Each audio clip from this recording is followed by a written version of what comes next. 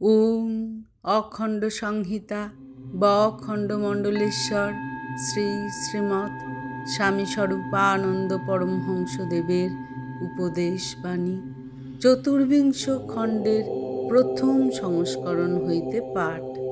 পৃষ্ঠা সংখ্যা 141। সংগ্রাম চালাইয়া যাও। যত কাল জীবিত রহিয়াছ তত কালই সংগ্রাম চালাইয়া যাও। নতি স্বীকার করিবে কেন? তুমি তো পশু পক্ষী বা কীট পতঙ্গ হইয়া জন্মগ্রহণ করো নাই।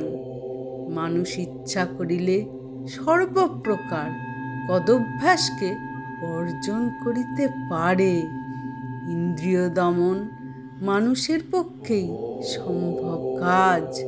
পশু পক্ষীদের ইন্দ্রিয় দমনের জন্য সাধনার কোনো সুযোগও নাই, প্রয়োজনও নাই। তুমি মানুষ বলিয়াই তোমার সুযোগও আছে, প্রয়োজনও আছে। আমৃত্যু অধ্যাবসায় লইয়া রিপুকে জয় করিবার সাধনা চালাইয়া যাও। এই অধ্যাবসায় তোমাকে দেব স্বভাব প্রদান করিবে। তুমি সামান্য নগণ্য মানুষ হইতে দেবতায় রূপান্তরিত হইবে।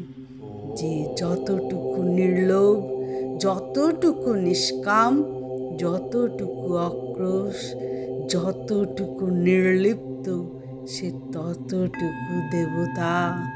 হরি ওম।